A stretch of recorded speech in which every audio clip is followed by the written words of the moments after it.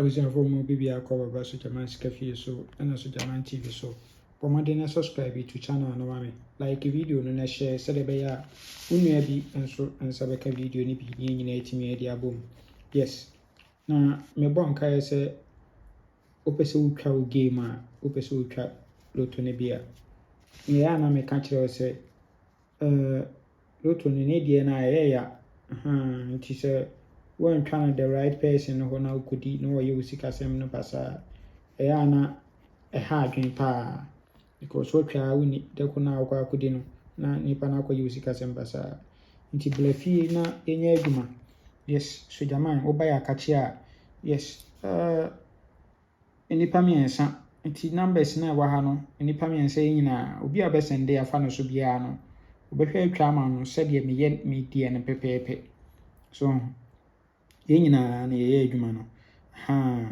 because nipa ne dɔɔso no menko a men sent me nkata mu nyina mo so nti wo se nso me bie mata ban mu na ebia wa wo send game ba mintimi nyama wontem no na nso wo de akɔ ɔma aka yi hɔ no mo behwe atwa ma kama so yes nti no ofa number ya 0599212255 sister Selena obehwe atwa ma kama Ofa 0246898449 and also Mr. Foster and also be kama and 0593673300 and also yes Jaman me ankasa me number no yes nti yemumu bia wo de ba ye be kama yes Friday bonanza ye be on 30% commission for Friday bonanza nti blafie ni anya adwuma ne hwe de wo for Friday bonanza ne hwe setup we transfer from Lucky Tuesday. Good. Now, Lucky Tuesday, a year 2011, event number 232. So, 240 waha. Or 240, 1, 2, 3, 4. 4 weeks down. No, but to 74. 74. Or 274 pay. We are number 279, 1980. 79, 19 at center box and audible 80. Oh, kama. And 74 we year basic machine a diabo 35. Which is a wabo 3 a servo 2 our machine. Inti wabo 1 about 3 a servo 2 machine. Inti the next event no between winnie betene pecrana obeko a subeko.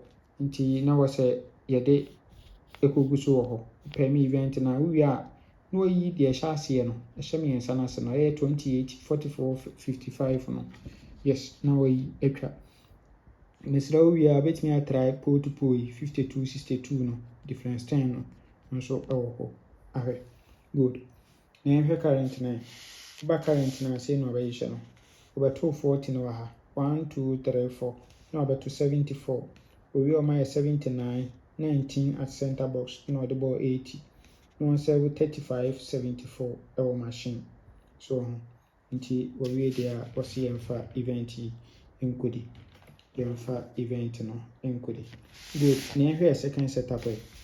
And also transfer from midweek event number 855. And also ball 4052 our machine. We are no my 48 our machine. Yeah, we are normal 25 second box winning and was 7689 our machine. We are on for 35 measures what second box no 83. We are 14 na 35 no we are busy machine.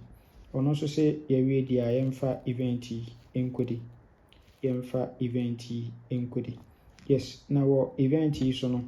Me pese be twabuto na eguso no 4334 no 4334 no be ye atwa so no tie pe me event na ewia na ewi ye 34 43 no atwa enso ewo so eno so ba current na say no abehye no nti obetwa 40 52 ewo ha owi e pe no ma 48 center box owi e pe no abema 25 second box no asel 76 89